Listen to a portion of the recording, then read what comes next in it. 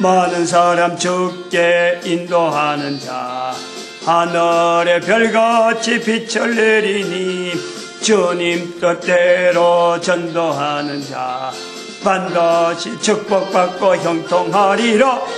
성도여 일어나 전도하세요. 주여 전도합시다. 죽을 영혼 살릴 길은 전도뿐이니 할 수 있다. 전도해보자. 전도 나는 전도하리라. 아멘.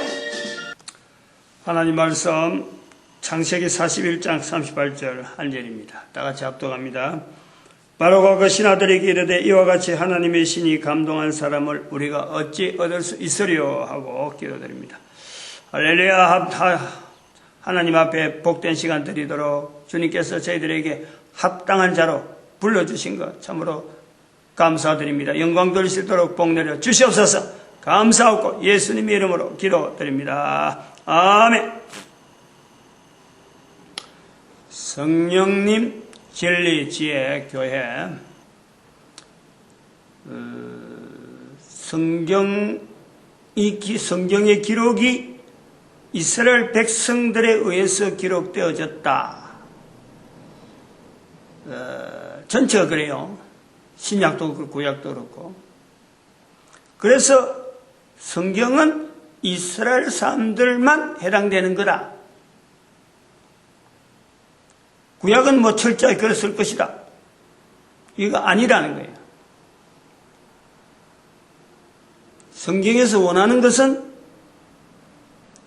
예수님의 말씀에 모든 사람이 성령님을 인정하기를 원하고 있습니다. 성경에 아주 기본적으로, 가장 기본적으로 성경에서 원하는 것은 모든 사람이 성령님을 인정하는 삶을 살기를 원하고 있는 거예요. 성경 기록 이전부터, 모세 시대부터 기록되어졌는데 모세 이전에 있는 지금 오늘 애굽 왕이 바로가 그 신하들에게 이게 이스라엘 백성들이 아니에요. 예수님께서 모든 사람이 다 성령님을 인정하기 바란다. 이스라엘 백성들을 모든 사람을 두고 하는 거예요. 예수님 이후로 오는 예수님을 구세주로 해야 될 모든 인간들 하여금 성령님을 인정하게 하는 그 시절이 지금 2000년 지나고 예수님 오시고 나서 2000년 지나서 2012년부터 시작되어지는 부활통일 시대에 이르러서 2014년에 이르러서 성령님 진리지혜 교회라는 선포로 알리는 거예요. 되어 있으면 이것이 그동안에 잘 돼 있었으면은 2000년 동안 이것 때문에 하나의 줄기가 있었더라면 이런 내용도 필요 없어요. 부활통일 시대도 사실 없어도 될 뻔했지. 부활통일을 선포해야 될 이유가 성령님에 대한, 이제부터는 예수님께서 성령님을 인정해라. 이 설명이 2000년 동안에 어떻게 하면 성령님을 인정할 것이냐. 예수님으로 더불어서 2000년을 예수님을 인정하면서 예수님을 더불어서 성령님을 인정할 수 있는 환경이 만들어진 거예요. 지금까지는 2000년 동안. 이제부터는 뭐 돌려서 다른 뭐 비유로 할 필요 없어. 바로 직접적으로 바로 표현해야 돼. 바로 숨김없이. 그래 봐봐야 시간이 얼마 안 남았어요. 시간이 1000년은 분명하게 남았다고 이야기할 수 있는 것은 제가 바라는 소망이 우리 대한민국이 열방의 선지자로서 성령님을 나타내는데, 모든 인류들이 성령님을 나타내는데 참으로 중요한 이스라엘 백성들이 하지 못했던, 이스라엘이 역사 속에 하지 못했던 그 내용을 우리 한반도에 있는 남북한 일본까지 합해서 이 백성들이 감당해 주기를 바라는 마음으로 1000년이 유보시켜 달라고 하는 거죠. 저는 제 개인적으로는 천년 있으면 이 민족에게 기회가 주지 않겠나 그런 바람이 있는 거죠. 성령님을 인정하는데 모든 사람이 성령님을 인정하라는데 예수님 말씀에서 그렇게 말씀했는데 이 말씀 앞에 2000년 지난 지금에 목사가 성령님을 인정하는데 무당하고 비교해가지고 저울질 당한다. 이거는 목사 자체에 대한 그 위치 자체를요. 이거 자체만 해도 아니 목사를 어떻게 성령님을 인정하는데 무당하고 비교한다. 어떻게 그럴 수가 있냐. 성령님을 인정하는데 교황하고 비교했다. 뭐 그거부터 뭐 레벨이 어느 정도 목사들이 그렇게 생각한다는 거예요. 정작 무당이 가지고 있는 그 자세보다 훨씬 못하면서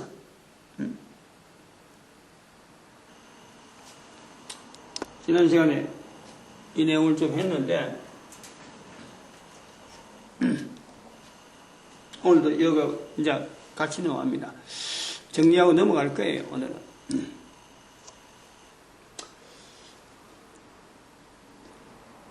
자세가 분명히 무당보다 약하다. 그 다음에 누가 더 우상숭배를 많이 하냐? 무당이 우상숭배를 많이 하냐? 교육을 많이 받은 목사님들이 우상숭배 많이 할까? 교육이 뭐냐?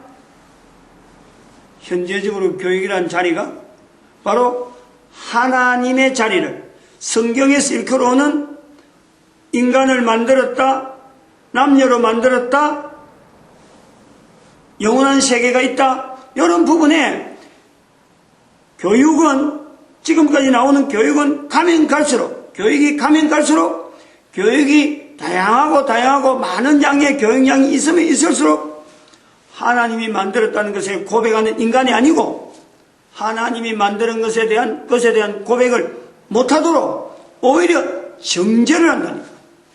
성경을 정죄로 하고 성경을 분명하게 심판하는 것이 오늘날 교육이라니까. 진화론,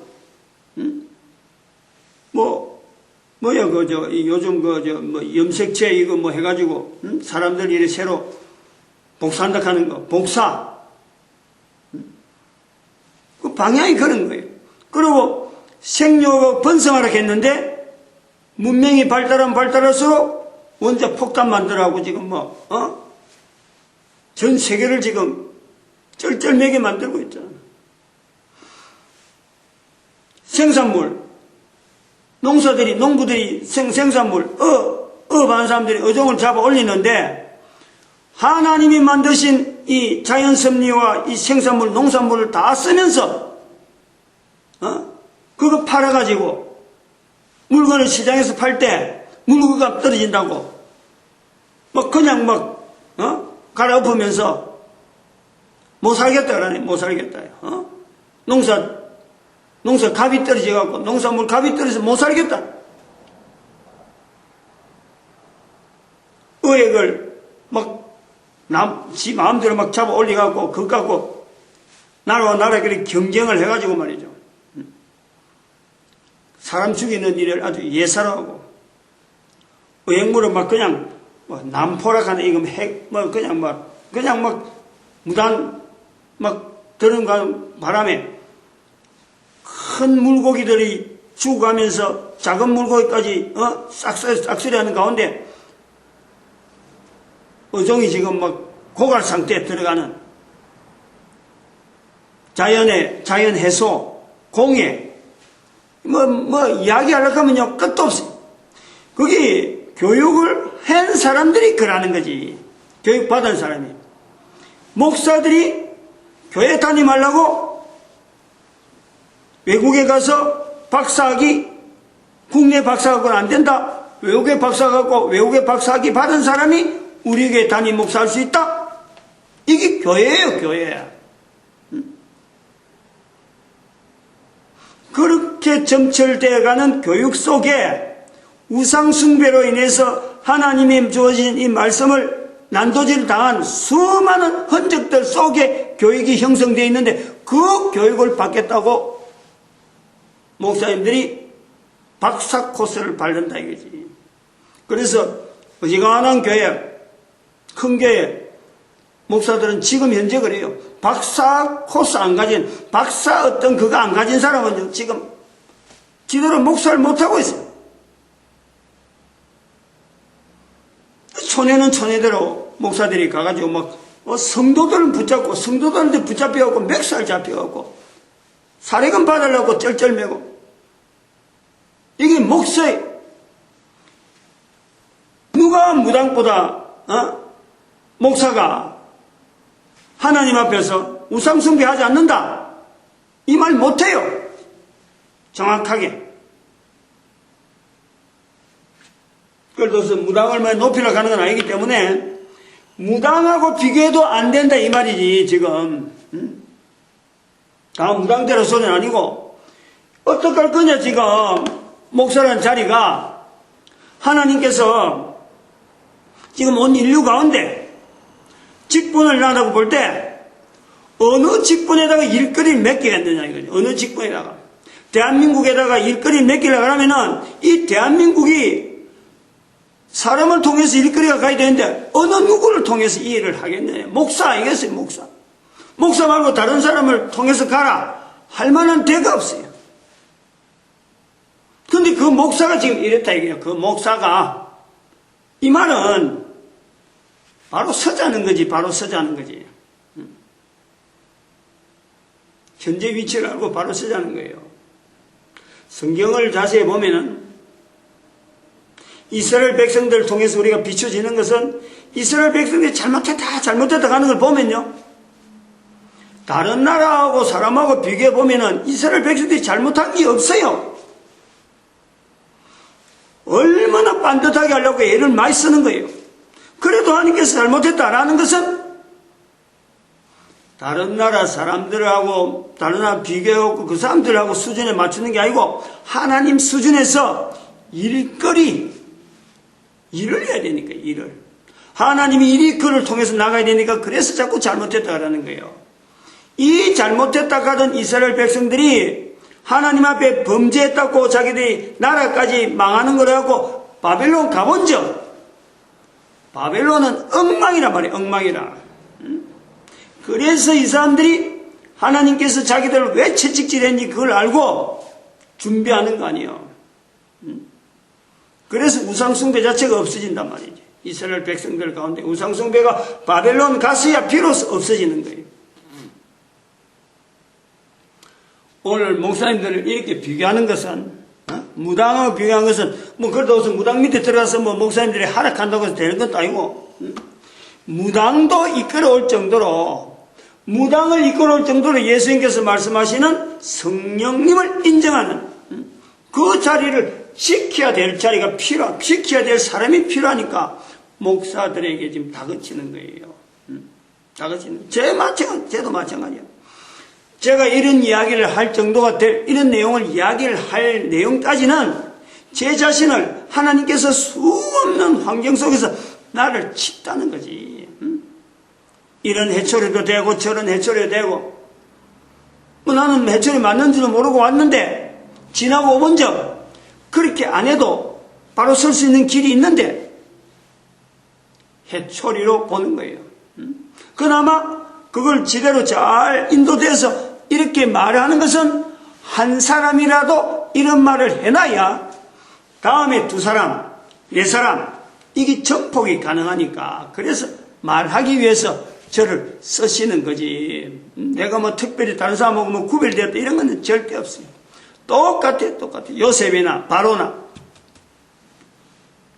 저나 무당도 마찬가지. 그런 의미에서 무당도 어느 날 무당이란 자리 자체가 성령님을 인정하는데 귀신을 쫓았던 그 무당이 사탄을 쫓았던 그 무당이 예수님이 말씀하시는 그 성령님을 인정하는데 최대한 이왕에 그 모습으로 삶이 바뀐 거 주인 하나 바뀌면 되거든. 여기 무당은 얼마나 간단한지 몰라요. 아주 간단해요.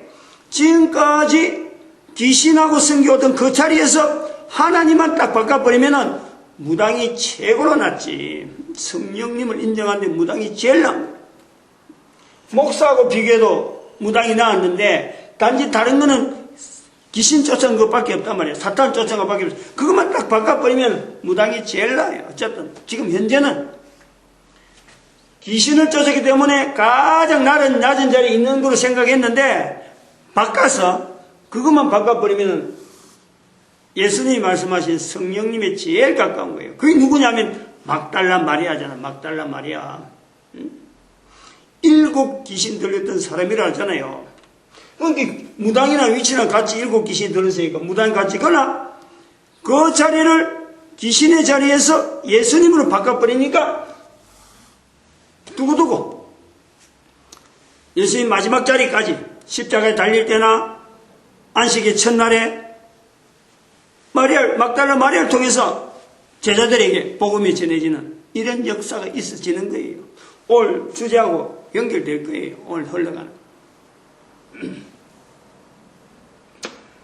우선 또 무당이나 목사나 예수님이 말씀하신 이 기준을 이제는 성령님을 인정해야 되는 그 기준을 이야기할 때에 요소, 우리 5가지 요소가 있잖아요. 남자, 여자, 남자, 여자, 요소. 무당도 남자일 수 있고, 목사님도 남자일 수 있고, 무당도 여자일 수 있고, 목사님도 여자일 수 있는 거예요. 이런 요소 속에서 성령님을 인정하는 이 일을 나타낸다는 거지. 그 다음에 생활, 살고자 애쓰는 가운데 성령님을 나타내는, 그 다음에 죽는 줄 뻔히 알기 때문에 죽는 것 뻔히 바라보면서 자기의 죽음을 선하게 나타내기 위해서, 최선을 다하게 나타내기 위해서 할 수도 있고, 살아가는 지 마음대로 쓰면서 성령님을 인정하는데 저 멀리 가 있을 수도 있는 거예요. 무당도 그럴 수 있고, 목사도 마찬가지예요. 무당과 목사만 그렇지, 이 안에 사람들 전체 다 그래. 모든 사람이 다 이런 요소들 속에서 성령님을 인정하는 이런 내용들이 있어진다는 거예요.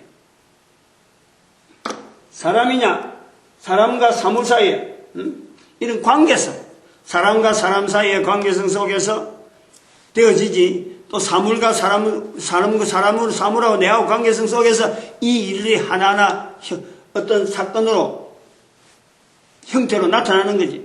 이런 요소들이 다 조합돼가지고 성령님을 인정하는 이런 일들 하나를 나타낸다는 거예요. 목사도 마찬가지고, 무당도 마찬가지고. 그 다음에 수리 언어, 논리 언어, 언어를 쓰는 거죠, 언어를. 이거 이제 오늘 좀 구체적으로 할게요. 지금까지 쭉, 요 두 가지 차이 때문에 사실은 지난 시간에 1시간을 거의 반 정도 이상을 요걸 이야기한 거예요. 그리고 워낙 생소한 분야가 되니까 나도 뭐 하면서 좀 더듬더듬하고 그랬는데, 언젠간 말을 하면 해야, 이제 처음 하니까, 이거 연결하는 접목이 어려우니까 말이 굉장히 서투른 거예요. 근데 한 번 하고 나면은 조금 틀이 잡히고, 그 다음 2번째는 하기 쉽고, 3번째는 좀 나아지고, 이런 게 자꾸 잡히니까. 수리 언어를 쓰면서, 또 논리 언어를 쓰면서, 성령님을 인정하는데 요런 다양한 요소들하고 연결해갖고 뭐가 앞서거니 남자니 수리니 생활이 요 순서 따라서 가도 할 거고 남자니 여자 여러 쑥 순서를 따라서 갈 수도 있고 이렇게 가능한 거예요. 그 다음에 생활, 전쟁, 서로 상반된 내용을 가지고 이야기하지만 이게 뒤섞여가지고 아주 복잡하게 되어진다는 거예요. 그러면서 성령님을 인정하는 하나의 어떤 행동이 나온다. 목사에게도 마찬가지. 그러므로 목사님이 성령님을 인정한다 그래서 목사님이 성령을 인정한다 하는 그 표현이 예수님이 말씀하시는 마태복음 12장 31절 32절에 있는 그 말씀에 목사가 말했다고 해서 이게 정확하다라는 것이 없다는 거예요.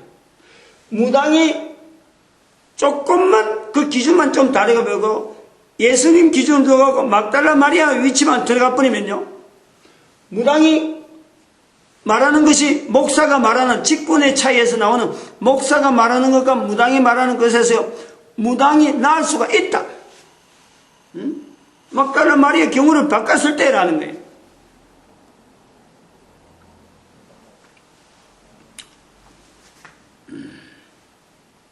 요런 내용들이 이 범위, 요런 그 정규분포를 가는 이 범위가요, 요런 내용을 갖고 이야기하는 거예요. 요런 범위. 그래서 여기 68.3%, 그 다음에 95.5%, 99.7%, 그 다음에 30가 이상 돼버리면 뭐, 무한대로 가면서 그 이제 100%라, 이렇게 되어지기 때문에 답이 없다는 거예요. 누구의 말이 맞다, 누구의 말이 틀렸다, 이 말을 하지 않는다, 못한다. 그것이 그런 시대가 왔다. 이게 숫자의 몰락이라는, 숫자의 몰락. 숫자의 몰락.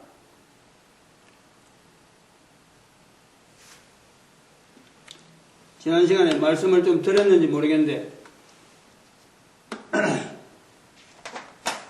숫자의 몰락에 컴퓨터 이야기를 했는지 모르겠어요.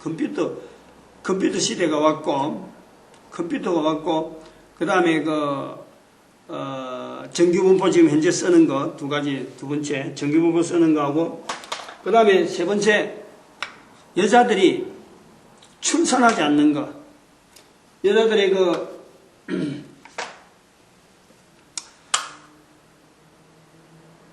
자손을, 하나님께서 자손을 퍼뜨리라. 번성해라 했는데, 이 번성하지 않잖아요. 여자들이 생업에 들어간다 그래가지고, 그 다음에 또, 성형수술, 여러 가지 자기 혼자 관리, 이래가지고 자손을 낳지 않네요, 자손을. 이게 추세라요. 그래, 한때는 전 인류가 막 한참 불어날 것 같아 하더만은, 21세기 들어와서 하나의 나타나는 그 현상이 자손을 낳지 않는 여자들이 결혼하지 않고, 그 다음에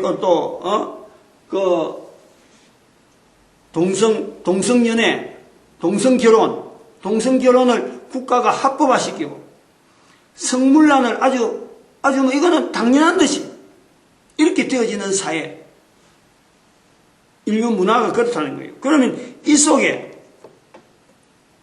지금 현재 자손을 퍼뜨리라 하고 하나님께서 했는데, 이 자손이 그러면 이렇게 문란한 자손 그냥 마음대로 퍼뜨리지는 그게 바른 건가? 아니죠.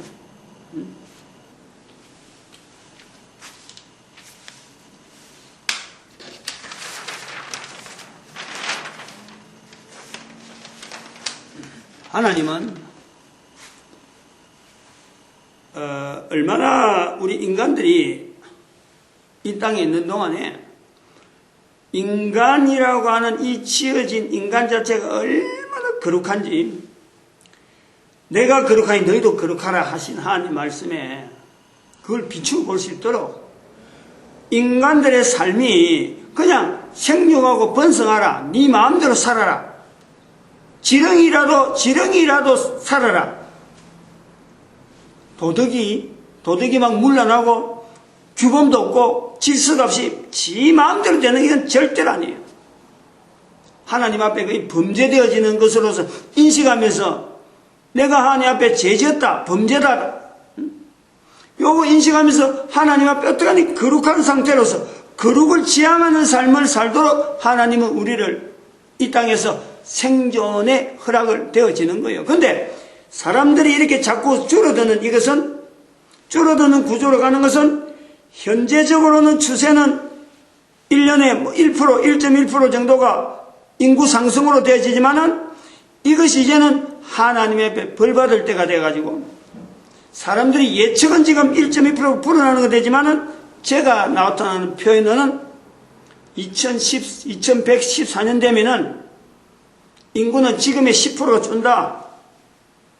10% 하나님 앞에 드리는 10의 1조 인구가 천년이 들어가는 이 첫머리에 천년 들어가는 부활통일 시대에 바로 처음에 10의 1조 개념으로서 하나님 앞에 드리는 인구가 7억이 2113년 되면은 14년 되면은 세계 인구 통계가 63억으로 발표가 될 것이라.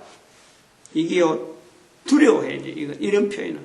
그게 우리 인간들이 사람을 출산하는데, 이런 여러 가지 정책이나 이런 내용에 이게 하나님께서 주신 것으로 보지 아니하고 사람들이 생각하고 사람들이 결정하면은 이게 되는 줄 알고 그 동성연애가 법으로, 동성결혼이 법으로 합법화되어지고 말이죠. 여러 가지 하나님께서 주시는 이 섭리 가운데 하나님께서 말씀을 통해서 이미 제한된 수많은 인간들의 제한된 이 요소들을 분명히 언급했는데 숫자로 주어지는 이 문명이, 숫자로 주어지는 이 진리라고 하는 그 자리가 성경의 진리의 자리에 되어지는 그 자리를 묵살시키고 성경을, 하나님의 말씀을 소말하면 진리 되어지시는 하나님의 섭리의 그 걸음을 인간들의 숫자가 난도질했다는 거예요. 그 개념이 필요해요. 그거. 아주 중요해요. 그거.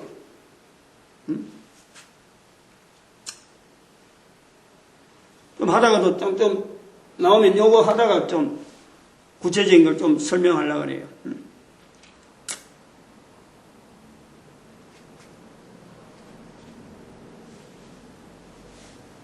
그 말 나온 김에 하나 하고 갑시다. 제가 저거 머리 자꾸 떠도니까 또 나중에 또 딴 이야기 해버리면 안 나올 수도 있으니까. 숫자라고 하는 이 개념이 오늘 우리하고, 다시 말하면 교육이라고 하는 이 내용이 오늘 우리하고 어떤 관계가 있는가?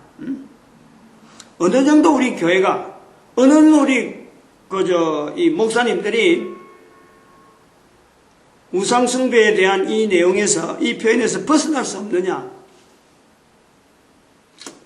제가 1952년생입니다. 제가 1952년생. 지금 현재 63살이거든. 1952년생. 어떤 사람도 60세이라고 하면 좀 놀래죠. 그래, 안 보인다는 거예요. 뭐, 그래, 보이든 안 보이든 간에 내가 1952년생이니까 1952년에서 500을 빼버리면 500년을 빼고 500년 전에 1452년에 이태리에 4월달에 이태리에 레오나르도 다빈치가 출생을 합니다. 레오나르도 다빈치라고 하는 자리가 르네상스의 중심이에요. 어쩌면 르네상스의 기점이라니까. 레오나르도 다빈치로 인해서 르네상스를 이야기할 때 항상 그게 제일 포스트맨이 레오나르도 다빈치입니다. 레오나르도 다빈치가 이렇게 포스트맨이 된 이유는 이 사람이 손을 안 댄 데가 없단 말이에요. 건축, 조각, 미술,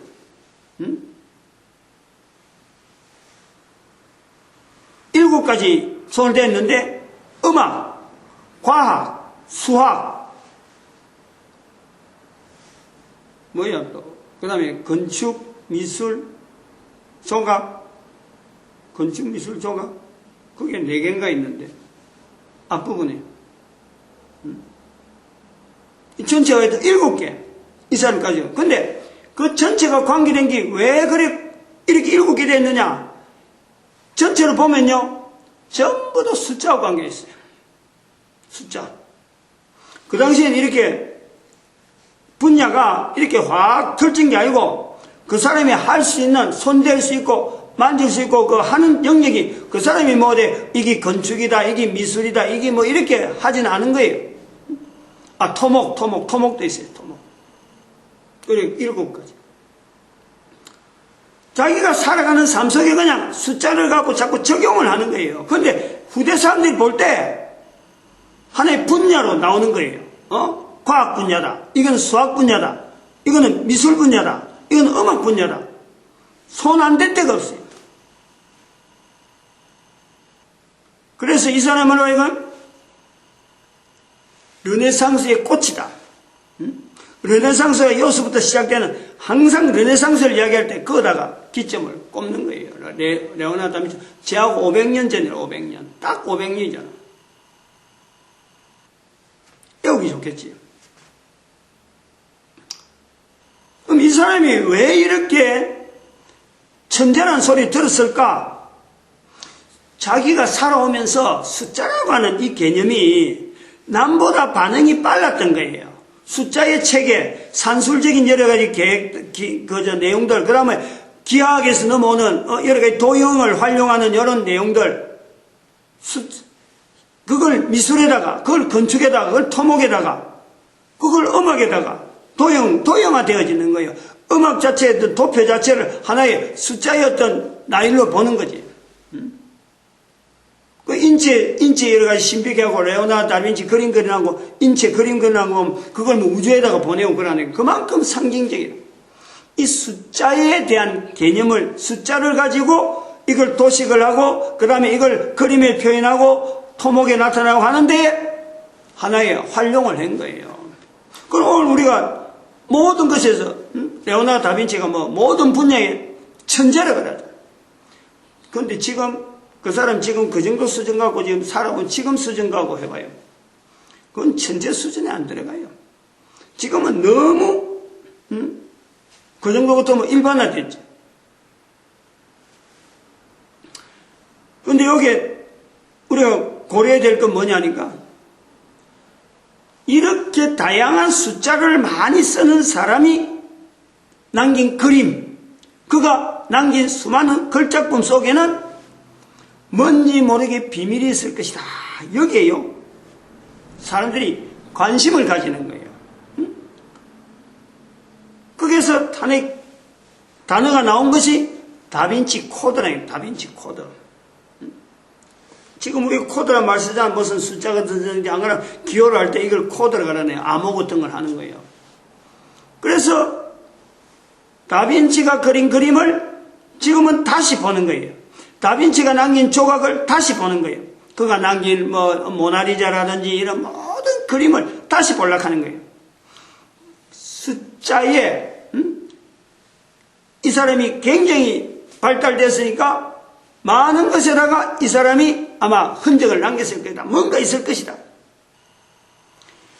레오나르도 다빈치란 말만 들어가 버리면 후대 사람들이 보면서 레오나르도 다빈치란 말만 들어가 버리면 그게 뭔가는 다른 말이, 다른 숫자적인 개념, 다른 암호가 있을까 하고 막 파고드는 거예요. 그래서 나온 말이 다빈치 코드란 말이 나오는데, 다빈치 코드란 말은 요즘 쓰는 말이야. 코드란 말 자체는 다빈치 시대에 쓰는 게 아니고 요즘 쓰는 건데, 요즘 쓰면서 이거는 바로 교육을 받은 사람이 어느 정도 숫자를 아는 사람들이 코드란 말을 쓴단 말이에요. 다빈치 코드란 말을 쓰는 이 내용에서 레오나르도 다빈치가 가지는 그 오묘한 나름대로의 그 기대, 뭔가 모르게 있을 것이다 하는 기대를 갖고 있는 데다가 또 하나 연결하는 것이 바로 예수님의 생애를 연결해 버리는 거예요.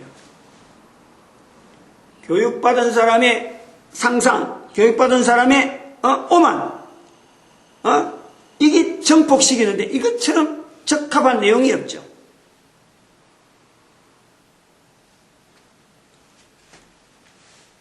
다빈치 코드,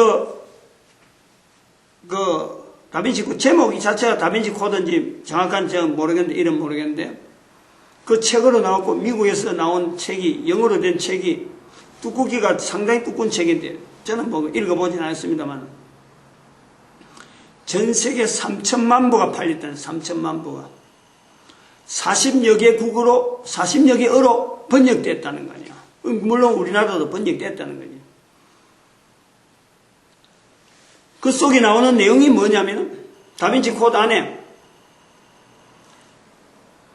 후대에 쓴 작가지만은 레오나르도 다빈치라는 이름을 연 하나의 서류에서 계보를 찾는 거예요. 계보. 족보를 찾아 올려가지고 레오나르도 다빈치가 남긴 그림에 예수님의 후손으로서 예수님 후손이라는 거예요. 레오나르도 다빈치가. 자기가 그 코드를 남긴 나름대로 암호로 남긴 그 내용이, 그림에도 남기고 여러 가지 흔적을 남긴 그 내용이 예수님의 후예로서 자기가 그걸 남겼다. 그것을 어떤 사람이 족보를 적어놨는데 그 족보를 본 사람이 다빈치 코드가 있어서 그 내용을 이게 다빈치 코드다 해갖고 막 쫙 퍼뜨린 거예요. 그러니까 몇 달이 걸쳐서 다빈치 코드를 글 쓴 사람은 상상력을 해갖고 흥행을 일으킨 거예요. 흥행에는 성공했지. 거기에 나오는 내용이 복음서 자체를 인용했다고 하는데 그거는 성경에 있는 복음서가 아니고 소위 말하면 당시에 예수님 후대에 예수님에 대해서 복음서를 쓴 수많은 내용이 있지만은 그 내용들 중에서 옳지 않다고 여기던 성경 안에 들어가지 못하는 수많은 복음서도 있었고 또 성경이 이미 기록이 되고 난 뒤에 하나의 예수님을 흥행물로 잡고 소설 비슷하게 예수님 상상을 해갖고 남긴 그것도 복음서를 해갖고 남긴데 그게 14세기 지금 레오나르도 다빈치가 있기 전에 한 1세기 전에 있었던 사람 남긴 서류가 레오나르도를 통해서 읽혀져 가지고 왔을 것이다 하고 추측하는 거예요. 이런 서류를 복음서 그러니까 14세기 남겼다고는 그때 기록되어진 그 복음서를 가지고 복음서다. 또 다른 복음서다. 성경 아닌 또 다른 복음서다. 해갖고 여기서 인용을 해갖고 흥행을 하는 거예요. 그 내용 안에 예수님을 완전히 인간으로 만들어가지고 어떤 총각으로 만드는 거지, 총각으로. 그래갖고 아까 말했던 막달라 마리아하고 어떤 불륜설, 막달라 마리아와 결혼한 그런 내용이 그 복음서 안에 어느 정도 이렇게 뉘앙스를 풍긴다. 그래가지고 그걸 인용을 한 거예요. 그러니까 이것이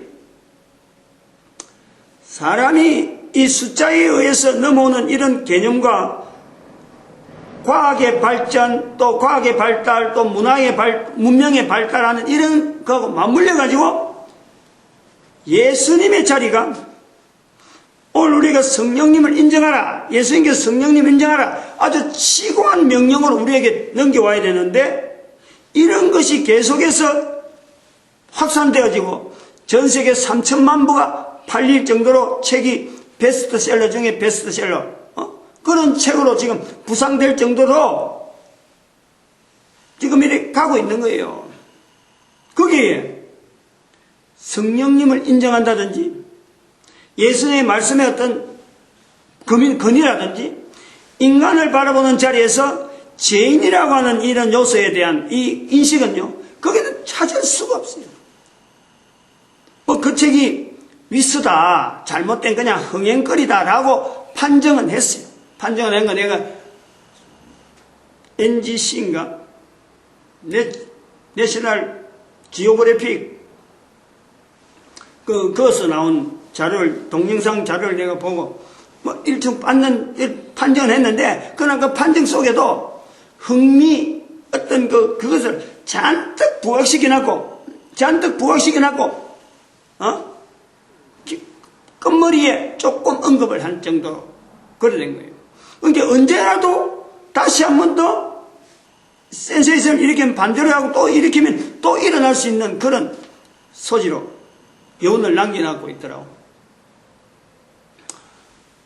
오늘 이 교회가 그런 일이 있을 때 우리가 그런 상황을 보면서 우리가 교회가 잘못했으니까 저런 일이 있다라고 하는 책임이 없다는 거예요.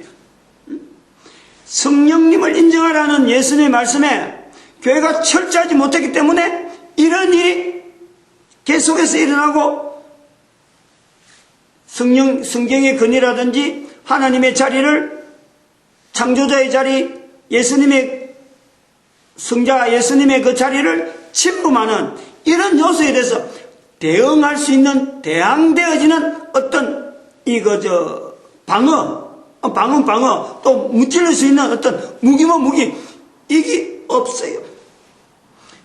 제시할 만한 내용이 없어요. 교회가 2000년이 지나도 이게 없어요. 없다니까, 지금. 강력하게 우리가 뭘 잘못했다. 저런 모습을 보니까 우리가 잘못했네. 우리의 잘못을 돌아갈 수 있는, 우리의 잘못을 회개하면서 돌아갈 수 있는 자리가 없어요. 우리가 뭘 안 했기 때문에 저런 일이 있을 수 있구나. 그러니까 우리가 더욱더 바른 모습을 해야지 하는데 나아가는 자리가 없단 말이에요. 그것이 성령님을 인정하라는 예수님의 말씀에 철저하지 못한 교회 역사 2000년이 있다는 거예요. 분명히 그건 인식해야 돼요.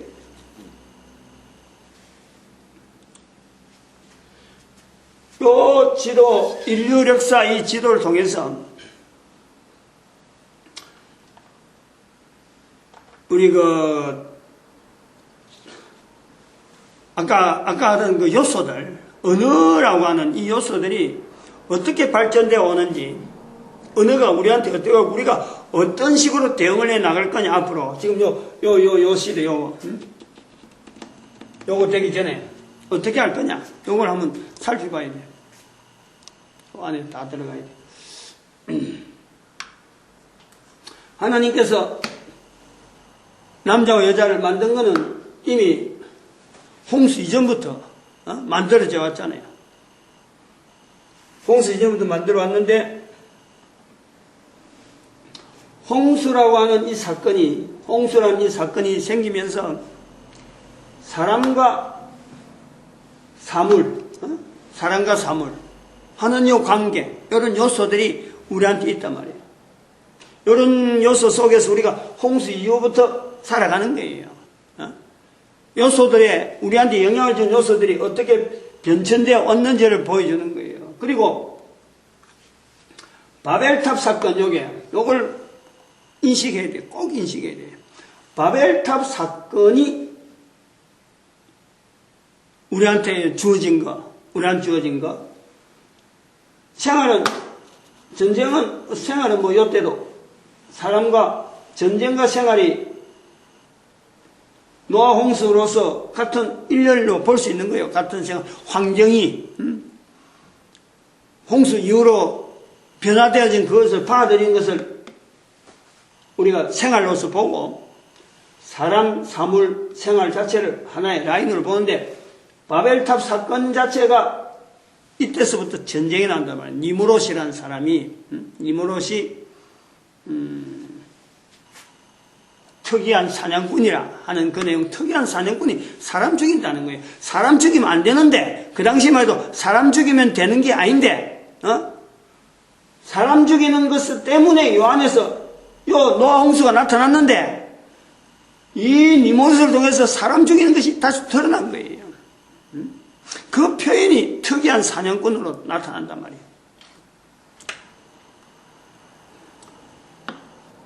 생과사, 죽고 사는 문제, 그때 다 나타나는 거예요. 그 다음에 나온 이제 이게 논리 언어하고 전쟁 문화 들어오면서 수리 언어, 논리 언어가 이제 나오는데, 이 바벨탑 이후로서 전쟁이 나타나면서, 벨렉과 욕단, 이전 문제, 이런 게 다 바벨탑 사건에서의 전쟁적인 상황, 특이한 사냥꾼 자체가.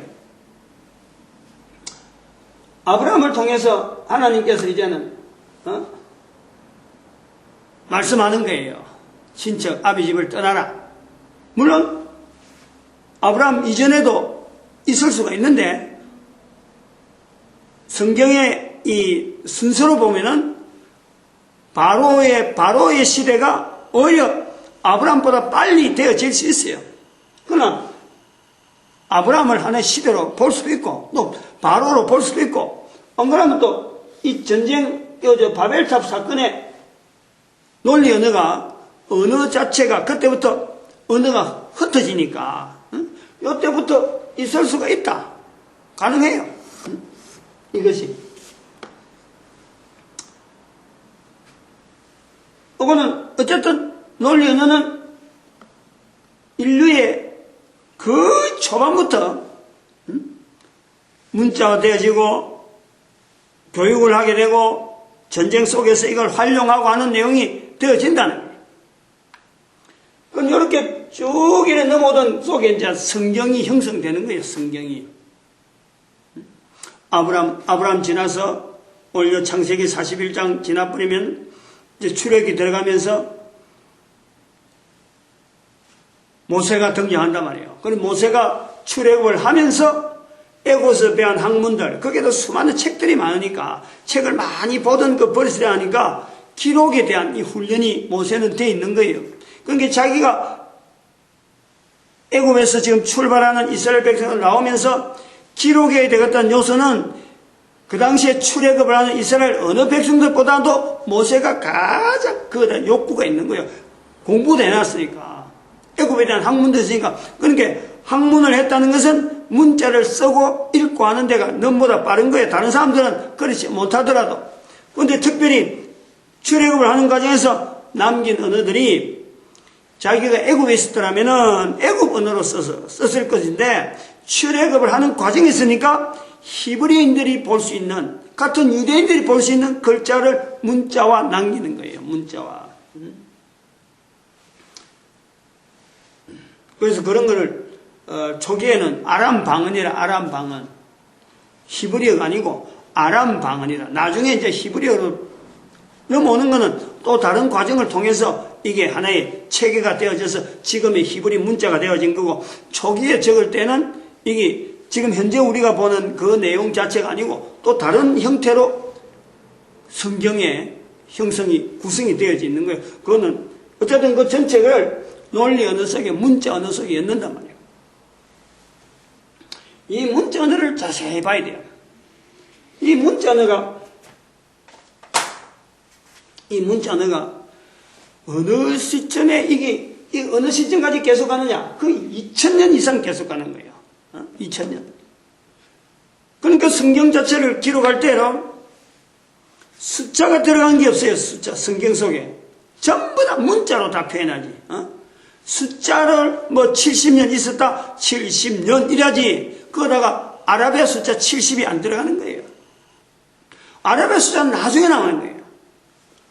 논리 언어로 가면서 이 전쟁 문화가 가면서 전쟁 문화가 되어지다 보니까 논리 언어가 전체가 다 전쟁을 대비한다든지 전쟁에 대해서 방한다든지 전쟁을 하기 위한 언어로 이게 언어가 그런 언어가 발달된단 말이에요. 전쟁, 다른 나라하고 이웃 간에 전쟁하는 일인데 말로서 주고받고 통신문을 보내고 서로 간에 약조를 하고 하는 이 모든 것이 이 논리 언어로 되어진단 말이에요. 전체다.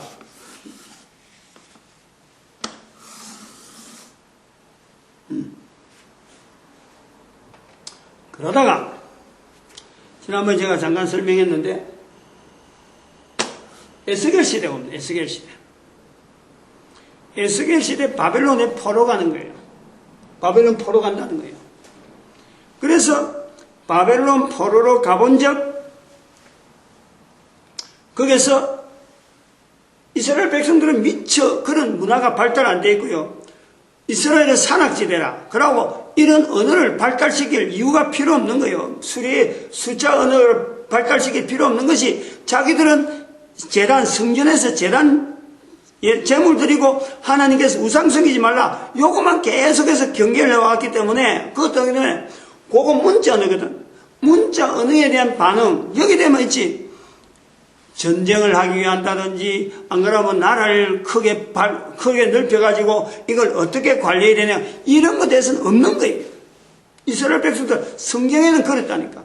대부분의 나라들이 그렇게 살아온 거예요. 그러나 바벨론은 달랐다니까. 어마어마하게 넓은 광활한 지역이 있으면서 주변에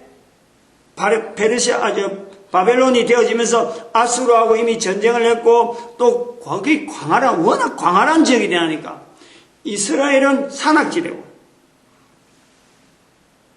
그 당시 중국은 그 천산 산맥이라든지 산맥이 있어갖고 완전히 경계를 해서 중국은 중국 나름대로 막 발달되어 왔지만은 이때 이제 공자가 태어나는 거예요. BC 551년이 되면 공자가 태어나는 거예요. 바벨론 포로 갈 때 공자가 태어나는 거예요. 석가는 BC 561년이니까 공자보다 한 10년인가 빨라요. 10년 빠르지. 561년 그래요. 이게 공자, 석가, 어떻게 막 그때 에스겔 시대 이래 다 나오는 거예요. 요거 나중에 이거 공부해 볼 만하다고, 이거. 불교의 어떤 시작이라든지 또 유교라고 하는 이런 여러 가지 요소들이 왜 나오느냐. 이 문자 언어의 논리 언어 자체가 각 지역마다 발달되어 왔던 어떤 영향에 의해서 각 나라들이 글을 쓴다. 글을 써서 글을 남긴다는 것만 해도 이게 대단한 거든. 지금 우리는 인쇄술이 아무나 글 읽고 누구든지 애들이 어릴 때부터 글을 읽었지만 옛날에는 글을 읽는다, 글을 쓴다. 이거는 대단한 거예요. 그래서 모세가 벌써 이때 글을 쓴다는 거 말해야 돼요. 어마어마한 근위가 그에게 들어있는 거예요. 하나님이 말씀하셨다. 하나님이 우리에게 말씀을 남겼다. 이것만 해도 이스라엘 백성들이요, 자부심이 대단하다는 거지. 글자를 가졌다는 것 자체가.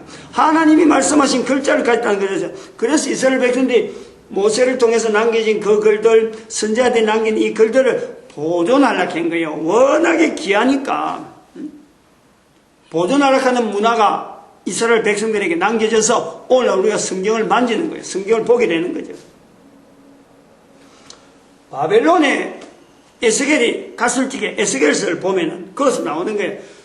지금 우리가 보면 저기 숫자가 어디서 나올 거라는 걸 알 수 있을 정도로 에스겔은 그 당시 보는 그 형태를 글로서 기록해 놨는데 문자로 표현했는데 그 문자로 표현 속에 숫자적인 요소들이 있다. 그게 성경에 있다는 거예요. 바퀴 속에 바퀴. 바퀴인데 그냥 바퀴 같으면요, 네모잡이도 바퀴가 될 수 있고 삼각형도 바퀴가 있고 이런 원이 아니라도 바퀴가 될 수가 있어요. 다른 모양. 그러나 바퀴 안에 바퀴가 들어가 버리면요, 원이 안 되면 안 되는 거예요. 반드시 원이 돼야 돼요. 원이 안 되면 이게 안에 바퀴가 있을 수가 없어요.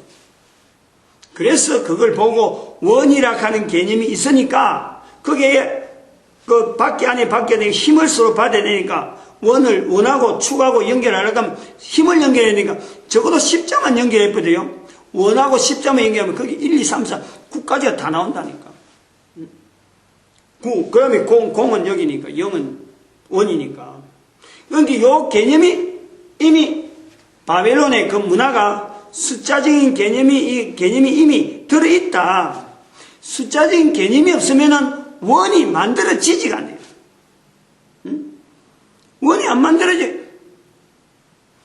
치수, 숫자적인 이런 어떤 그 자체가 발달 안 되면은 이 원이 나올 수가 없다. 어떻게 하느냐, 자기들이 쓰는, 어떤 과학, 어떤 문명, 전쟁 문명에 숫자를 나타내는 데에 숫자라고 하면 이 표현이 에스겔서 쪽에서 나타날 때, 그러면은 바벨론에 있던 이 형상이, 이 숫자적인 개념이 아직까지는 계산이 할 수 있는 그런 숫자가 아니고 그냥 주고받는 표시, 기호, 도형 정도밖에 안 되는 그런 형태가 되어진다 하더라도 이것이 불교가 형성되어지는 그 내용대로 가보면은 불교에 있는 석가가 페르시아에서 나오는 문화하고 만나는 거예요. 만나서 이 유통되어지는 내용이 석가의 말에, 석가가 남긴 언어 속에 구원이란 단어가 나와요. 구원. 구원이란 단어가. 우리가 라마가경인가? 그 38장 하는 전도지 연하는 그 내용이 바로 그런 건데, 페르시아하고 인도하고 이 관계가요, 굉장히 문화적으로 끈끈한 거예요. 그러면 페르시아 언어가 인도 언어가 왔다 갔다 하면서 인도 속에 인도 언어, 인도 사람들이 가지고 있는 또 독특한 그 환경이 바로 이 언어를, 이 아라비아 숫자를 산술, 계산하는 데 사용하는 거예요. 계산하는 데 사용과 편리하니까. 그래서 인도에서는 산술이 발달한 거예요. 숫자를 활용하는 쪽이 발달하고 페르시아하고 이 교류가 되는데, 역사학자들이나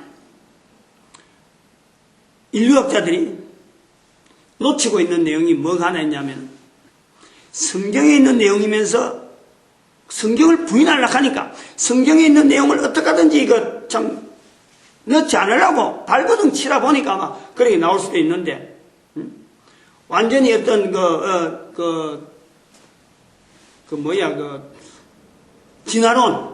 진화론 자세만 갖고 어디로 가려냐면 이 사람들은 바로 헬라 문화로 들어가 버리거든. 여기서 에스겔서로 나오는 이 내용을 갖고 지금 현재 전 교육 자체가, 전체 자체가 어디에서 기본적으로 출발하느냐. 아까 레오나르도 다빈치 그거는 뭐 1400년대니까 뭐 굉장히 후디고 한 1500년 이상 그 전에 나아가면은 헬라 문화로 봐요.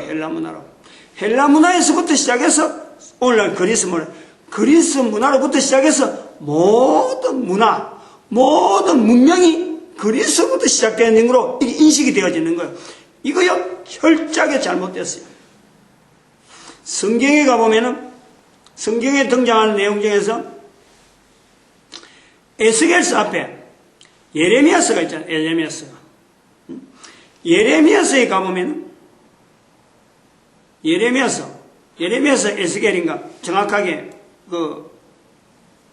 확실한 건 내가 뭔데, 그거 가보면요, 지중해 문화에 두로라는 단어가 나와요.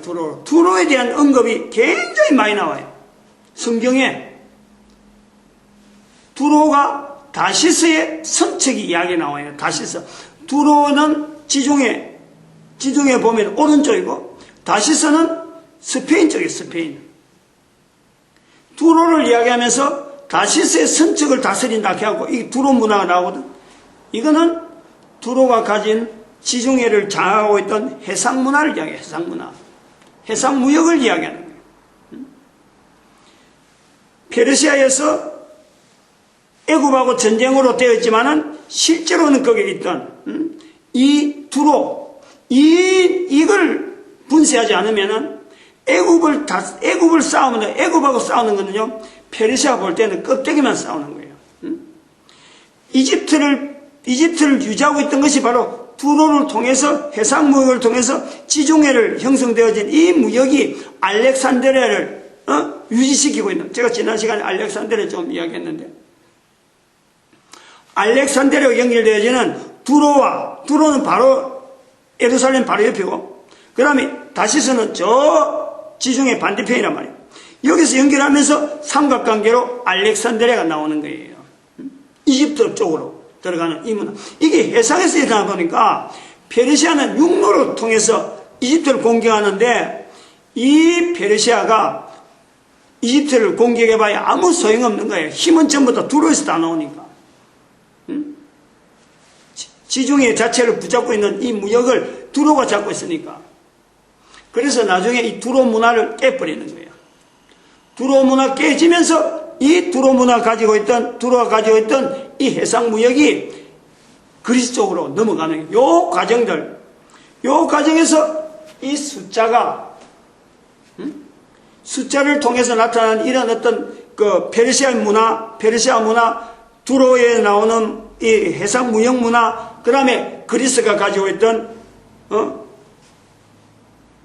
그리스는 북쪽이잖아. 북쪽. 지중해 북쪽에. 이집트는 남쪽이고. 이런 데서 형성되어지는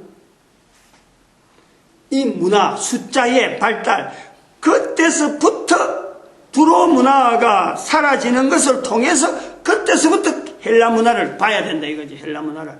페르시아 문화와 연결되어서 알렉산더가 왜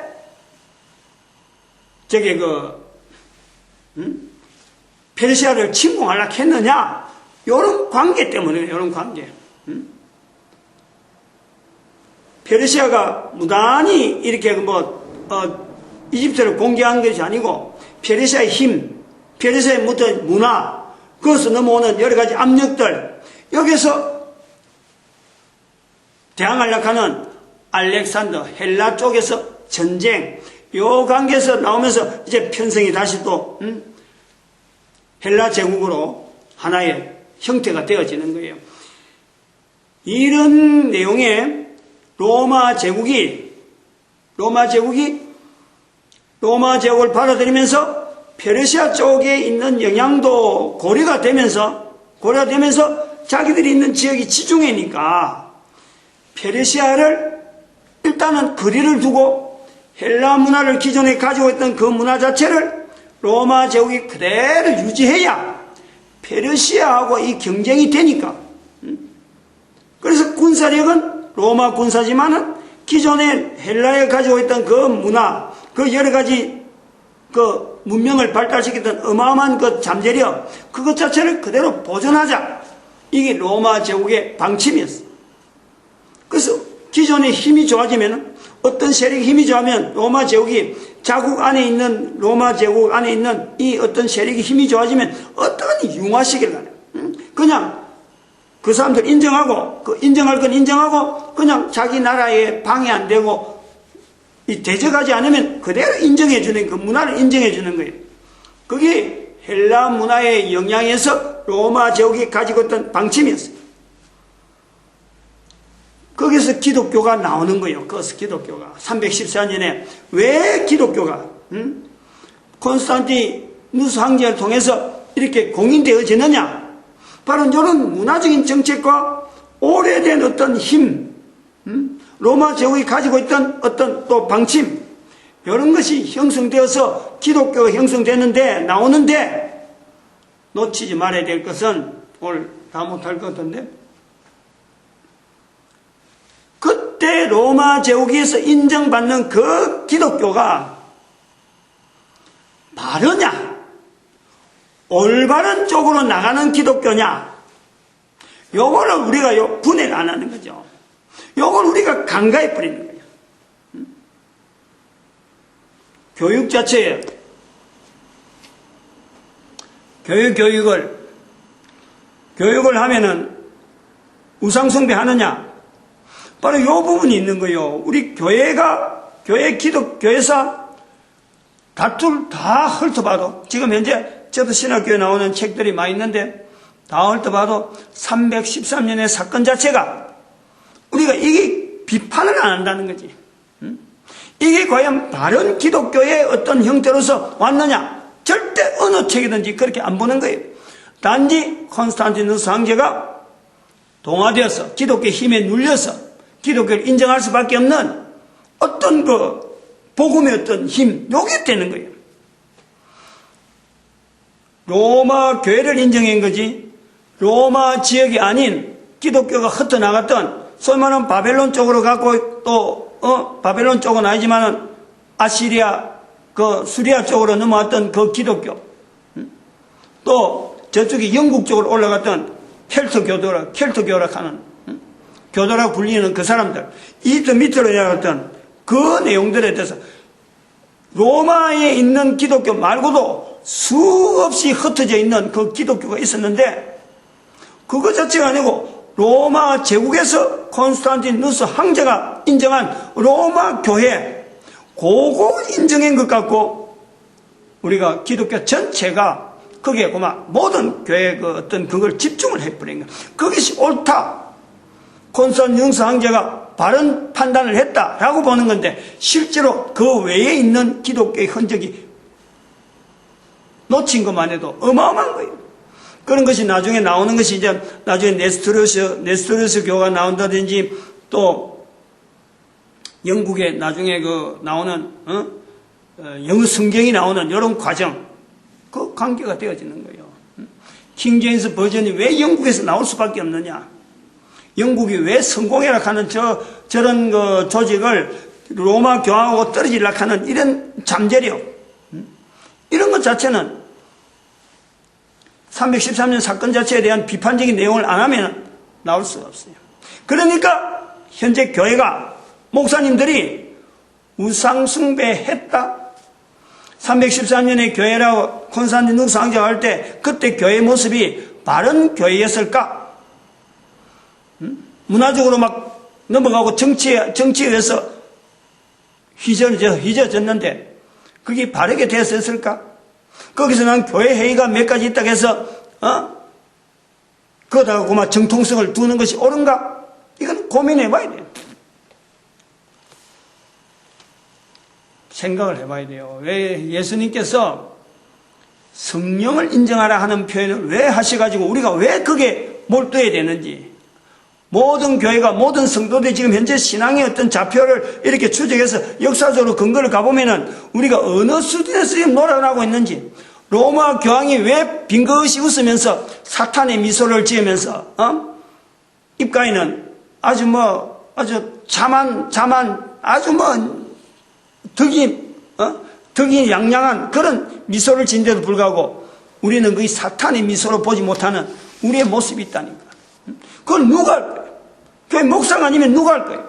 지금에 오늘 교회 목사라 하여금 그런 거 좀 지대로 찾아내고 방어해라 하고 우리에게 주어진지 그걸 어떻게 알겠어요? 마치겠습니다. 기도드립니다. 할렐루야. 함께 해주시면